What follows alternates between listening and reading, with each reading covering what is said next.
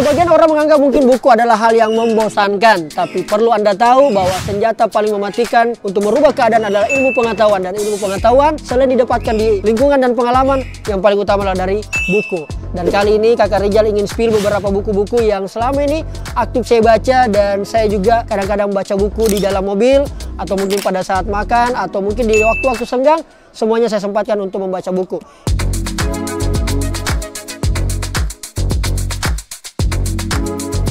Ini ada beberapa, ada buku yang saya beli, ada buku yang saya diberikan, ada buku yang saya pinjam, dan beberapa buku-buku ini sebagai salah satu referensi saya dalam berkarya dan sebagai seorang profesi content creator dan juga sebagai profesional trainer ataupun public speaker. Dan pertama kita spill dari yang terdekat, baru nanti kita akan spill di beberapa buku-buku yang lain. Ini yang pertama, buku yang cukup membuat saya banyak berpikir maju dan juga termotivasi, buku dari Carol S. Dweck, PhD. Dia adalah penulis buku Laris Mindset, juga ada di sini. Ini dia. Jadi buku ini adalah kelanjutan, dan ini kedua buku ini sangat bestseller, teman-teman sekalian, orang-orang baik. Jadi ada Self Theories, ini tentang wawasan psikologi terbaru, tentang motivasi, kepribadian dan pengembangan diri. Ini isinya berbicara tentang bagaimana harusnya kita bertindak sebagai seorang manusia, memiliki motivasi yang tinggi. Dan juga ini buku yang sangat menarik, yaitu buku Mindset yang sudah terjual 2 juta eksemplar. Ini mengubah pola berpikir untuk perubahan besar dalam hidup Anda. Jadi, kenapa buku ini yang pertama saya spill? Karena menurut saya, ketika kita membaca sebuah buku, maka yang paling penting untuk pertama kita harus letakkan paling utama adalah mindset. Ketika mindsetnya jalan, maka tentu kita akan selalu terbuka, open minded untuk menerima segala hal, berbagai macam keterbukaan. Dan dua buku ini adalah menjadi salah satu favorit, termasuk ketika saya sudah baca, kadang-kadang masih ingin baca lagi, diulang-ulang, dan beberapa juga dari isi buku ini yang selalu saya bawakan dalam membawakan materi seminar, ya. Setelah buku ini ada juga salah satu buku yang menarik, yaitu buku namanya adalah Anatomy Habits. Ini buku dapat merubah kondisi kita. Buku ini mampu merubah kebiasaan kita, namanya Anatomic Habits. Di mana di dalam buku ini dijelaskan berbagai macam hal, terutama tentang bagaimana pentingnya membuat time schedule, menyusun agenda dan sebagainya, tentang paradigma antara kebiasaan dan hal-hal lain. Perubahan kecil yang memberikan hasil luar biasa. Baca buku ini bukunya sangat bestseller sekali. Waktu dia pertama kali muncul di Gramedia, hampir orang rebutan, dan alhamdulillah saya sempat punya satu karena kebetulan kita langganan di Gramedia. Jadi ini saya tidak di-endorse oleh Gramedia, tetapi bolehlah orang Gramedia bisa memberikan kita support. Terus ada lagi satu buku yang menarik, yang warna kuning ini, termasuk buku yang sering dan aktif saya baca. Namanya, judulnya 100 Golden Tips for Creative Planner. Ini karya dari Steve Wirawan. Ini isinya sangat menarik sekali karena bicara tentang industri kreatif. How to build your personal branding, how to build your company, dan bagaimana meningkatkan profit. Dimana kita tahu bahwa banyak sekali orang itu di awal-awal mengalami kesusahan dalam membuat sebuah brand atau mendirikan sebuah usaha. Buku ini bisa menjadi salah satu solusinya. Terus berhubungan dengan public speaking, terutama public relation, ada buku dari Dale Carnegie, itu Sukses Menjalin Relasi. Ini juga salah satu buku yang cukup aktif saya baca. Kelihatan itu buku yang cukup aktif saya baca, pasti agak mulai lepek-lepek, mulai bengko-bengko dan seterusnya. Ini salah satu buku yang menarik juga, Blitz Hypnotics. Buku ini tentang menaklukkan lawan bicara hanya dalam 2 menit pertama. Jadi ini bicara tentang public speaking, how service excellent, communication skill. Anda bisa boleh cari bukunya. Ini saya beli di TikTok, di Keranjang Kuning. Cukup masif tahu informasinya. Ini saya pinjam dari salah satu teman content creator. Ini karyanya Denny Santoso, ini bestseller. Namanya Content Creator Black Book. Dalam buku ini berbicara tentang bagaimana kita membangun untuk menjadi seorang content creator. Lengkap sekali isinya di sini. Berbagai macam keterangan-keterangan yang dibuat oleh Coach Denny Santoso, keren banget. Ini termasuk bestseller dan ada berbagai macam seri-serinya. Terus masih berhubungan dengan public speaking. Ini ada buku berhubungan dengan gesture atau body language. Sebagaimana kita ketahui bahwa inti komunikasi cuma 3. Satu adalah kata-kata, pengaruhnya 7%. Kedua, dinamika suara, yang dimana dalam hal ini ada intonasi, tempo, warna suara, karakter suara, speed, dan seterusnya. Dan yang paling penting adalah body language. Body language itu peranannya 55%. Kalau tadi suara itu 36%, kata-kata itu hanya 7%, dan gesture atau body language, ekspresi mimik itu perannya 55%. Inti pesan akan sampai ketika didukung oleh gesture yang baik. Dan buku ini menjadi salah satu referensi saya dalam belajar meriset berbagai macam hal informasi. Nah, kalau masih berhubungan dengan public speaking, ini juga ada buku dari Kakak Haryanto Kandani dan Harry Victor. Dua coach hebat, ini termasuk sebagai salah satu referensi saya untuk mengkomparasi, meriset berbagai macam teknik dan teori public speaking. Juga ada buku dari coach saya, Hongki Hojanto Resource yang saya ikuti, itu tentang public speaking mastery. Di sini sangat lengkap, bahkan 70% dari materi public speaking yang selalu saya bawakan kebanyakan bersumber dari bukunya coach Hongki Hojanto, dan juga yang dimana saya juga mengikuti pelatihannya beliau di Jakarta. Terus masih berhubungan dengan public speaking, ini juga ada buku yang sangat terkenal dari Larry King ya, tentang seni berbicara ya. Jadi Art of Public Speaking. Yang warna kuning ini personal branding, tapi kaitannya dengan public speaking. Bagaimana kita membangun personal branding dari teknik kita berbicara. Kita selesaikan dulu berhubungan dengan public speaking. Ini juga ada buku yang menarik. Ini Trainovator. Ini tentang bagaimana kita memberikan motivasi kepada peserta yang hadir, teknik-tekniknya dan semuanya. Simple, mudah dipahami dalam isi buku ini. Nah, kali ini pindah sejenak ke tema-tema politik. Nah, ini salah satu buku andalan saya, Partisipasi Politik Virtual. Ini buku yang merepresentasikan bagaimana digital hadir dalam dimensi dunia perpolitikan, dan ini cukup lengkap dan cukup menjadi referensi utama saya, terutama ketika menjadi seorang pembicara yang berhubungan dengan politik, memberikan BIMTEK, anggota DPR, pelatihan para kader-kader partai politik. Saya hubungkan dengan pengalaman sebagai content creator dan apa yang menjadi teori, sehingga ketika dihubungkan menjadi sesuatu hal yang menarik insya Allah. Terus salah satu juga buku yang menarik adalah Ikigai.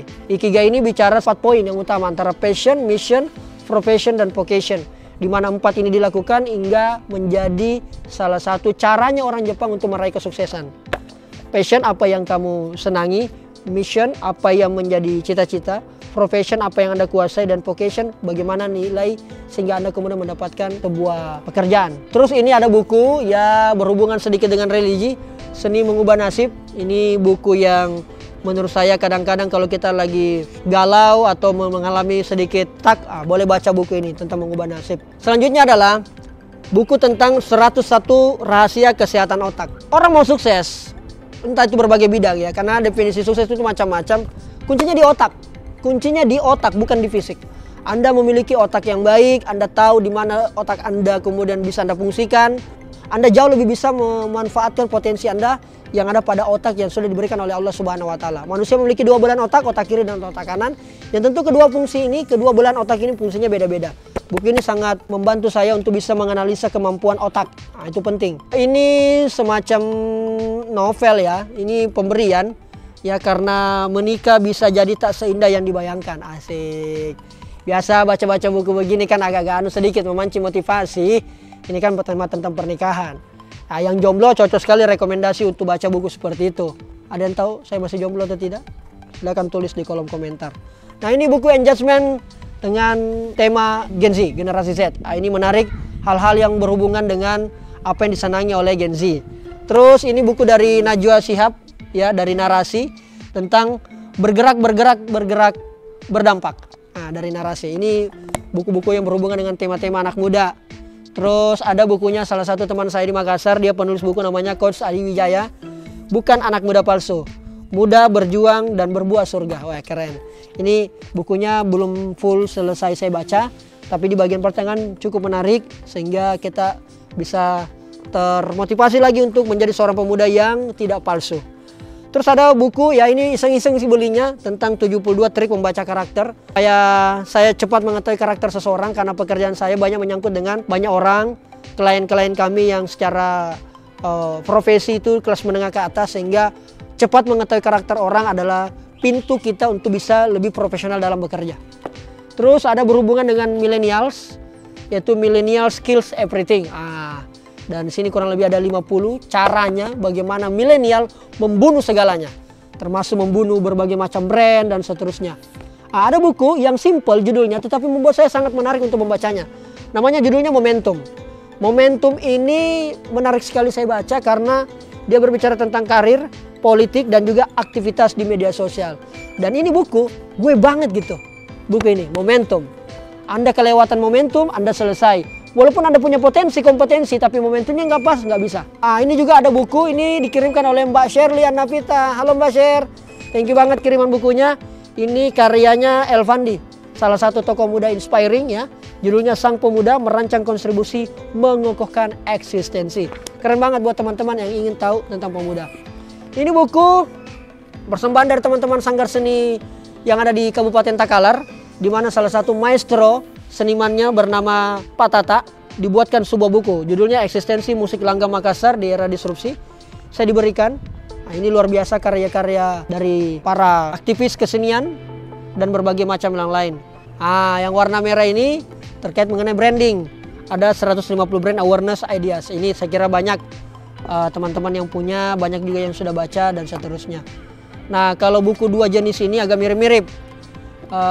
Dikejar pekerjaan, pesanan, dan penghasilan.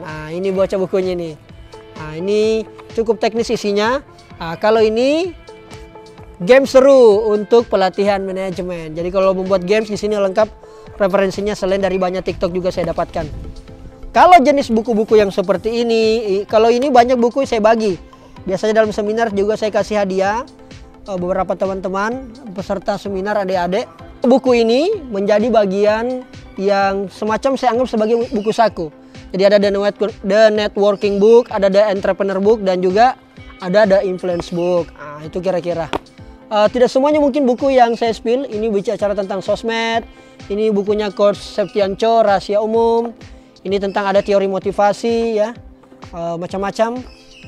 Ini pemberian dari saya punya guru ya, Pak Soekardiweda, tentang literasi politik dan demokrasi.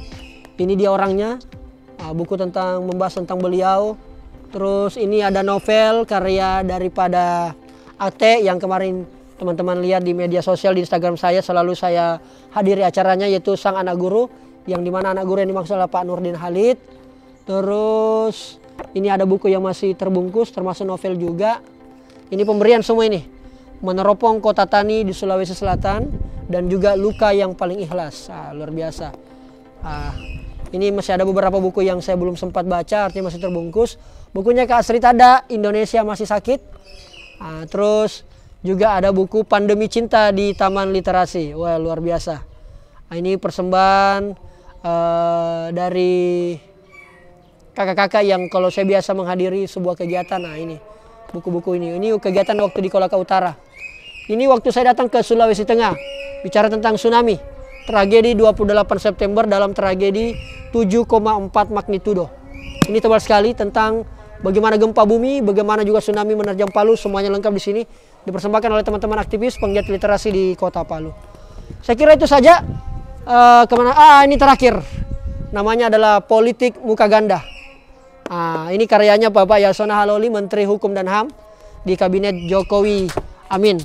Artinya kurang lebih masih banyak, ada di dos-dos, tapi inilah kira-kira buku yang cukup akrab dalam 1-2 tahun terakhir berhubungan dengan tema-tema ini. Teman-teman kira-kira ada yang mau ditanyakan boleh, sharing juga boleh, atau mungkin ada yang ingin mendapatkan buku dari saya juga boleh. Kenapa Anda mau sekali buku itu? Nanti saya coba untuk lihat alasannya dan coba kita belikan teman-teman tahu. Ada bunga yang jatuh. Sekian, makasih banyak. Assalamualaikum warahmatullahi wabarakatuh. Kalau Anda juga sekian.